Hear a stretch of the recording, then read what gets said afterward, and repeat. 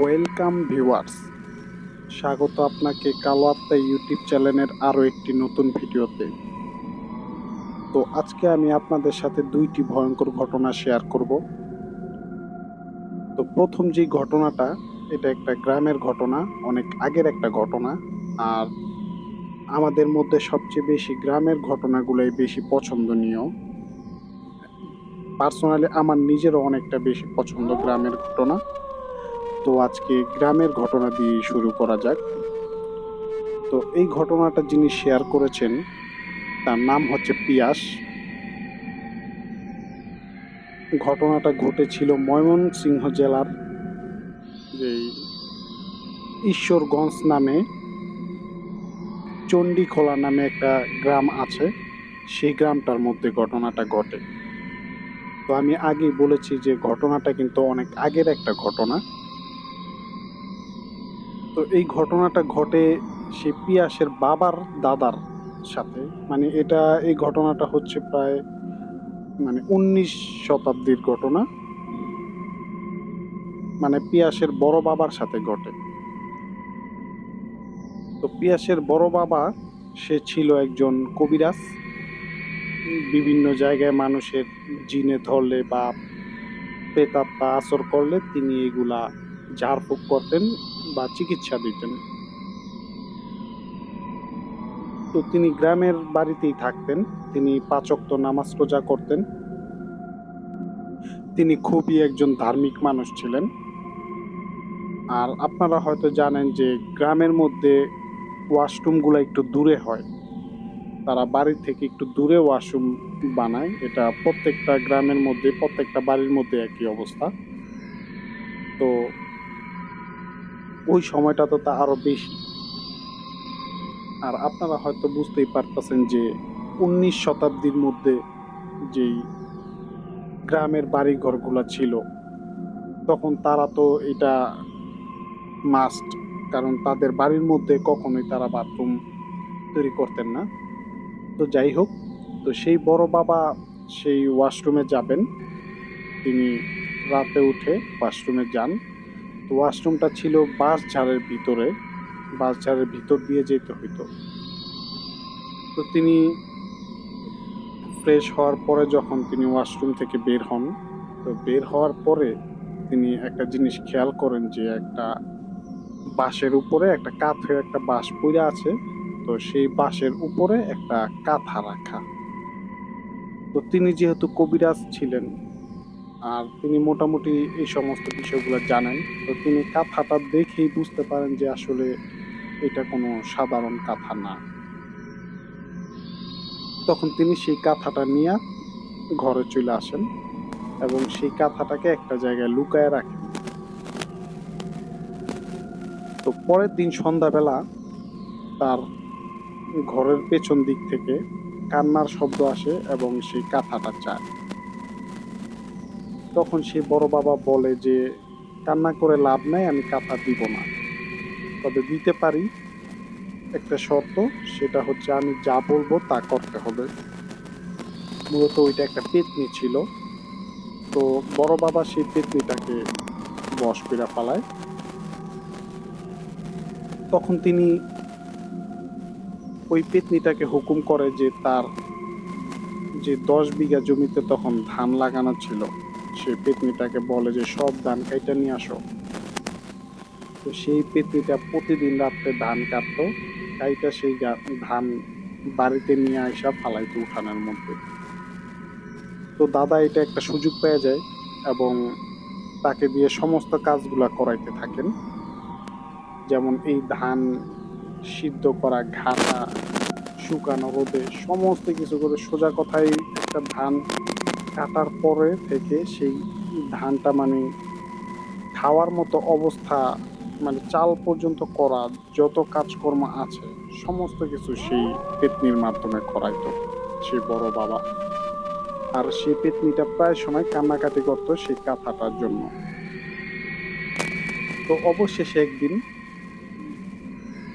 বড় বাবা যে পাশের একটা গ্রামে একটা লোকের এরকমই হয়তো কোনো একটা আসর করছে, কোনো খারাপ কিছু।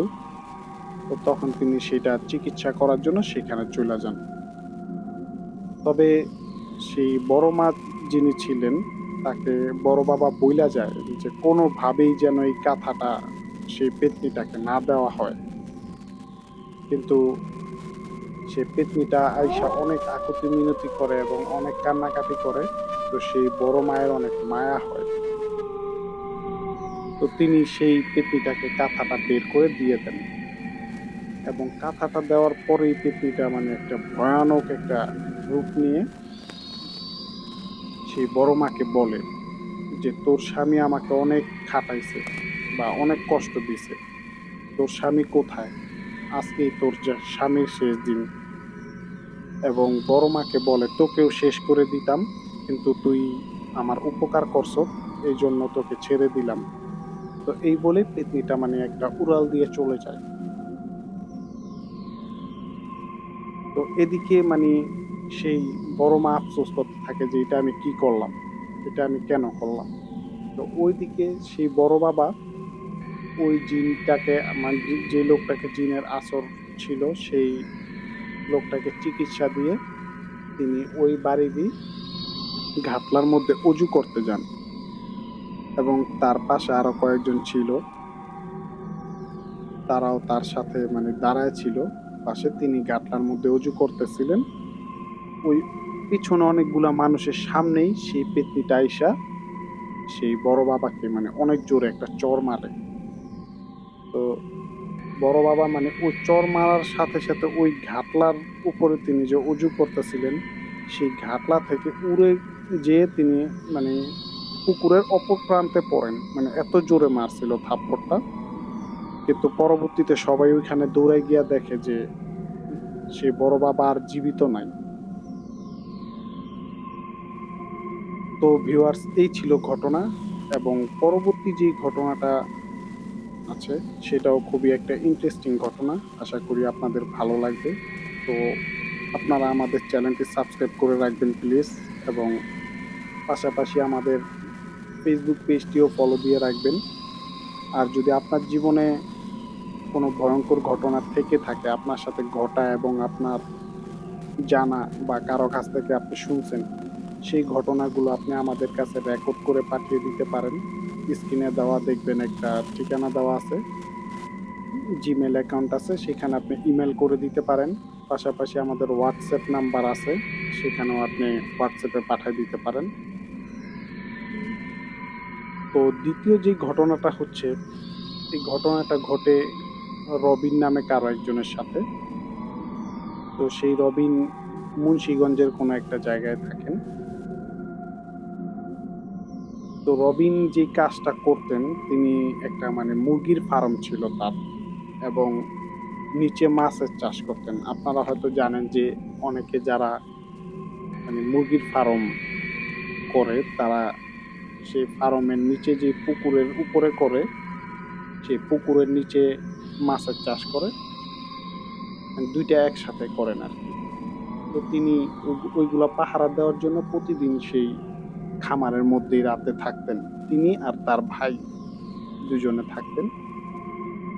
তো হঠাৎ একদিন তিনি মানে একটা কান্নার শব্দে তার ঘুম ভাইঙ্গা যায়। তিনি তার ভাইকে ডেকে তুলে এবং জিজ্ঞেস করে যে, "দেখ তো ভাই, কোনো কান্নার শব্দ পাচ্ছিস কিনা?" তো তার ভাই গভীর ঘুমে ছিল। সে বলে যে, "আরে থাক ওইসব কিছু না, তুই ঘুমা।" তো ঐদিন রাত যায়।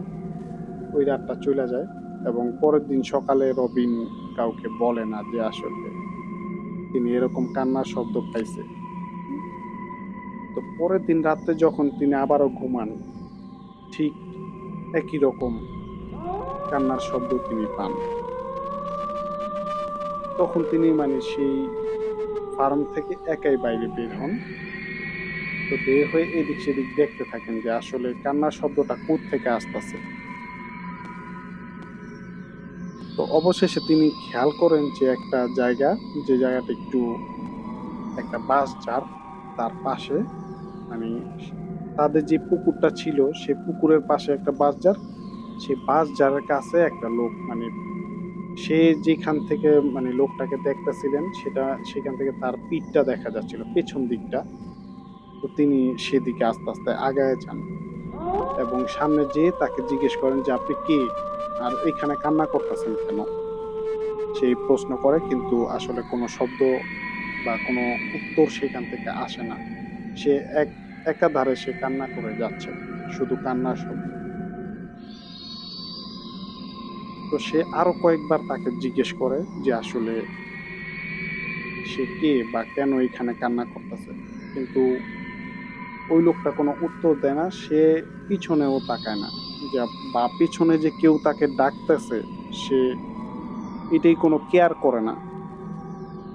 তখন তিনি বাধ্য হয়ে তাকে হাত দিয়ে টাচ করে।